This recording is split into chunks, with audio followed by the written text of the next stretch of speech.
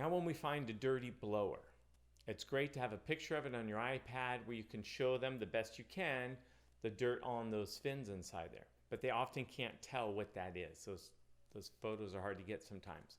If you got a wet wipe, take that wet wipe, take it down one of those blades, and on a white wet wipe, that builds up that dirt real easy and it looks pretty disgusting. So store that maybe in a little baggie in your pocket and save it for when you come down out of the attic or garage, wherever you are.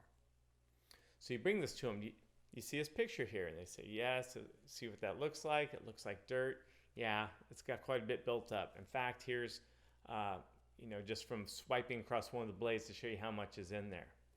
Now that's a problem because these blades are curved, and as they build up in dirt, the curve changes the shape of the blade, which reduces the amount of air that the blower can move, which decreases the system efficiency and results in higher utility costs.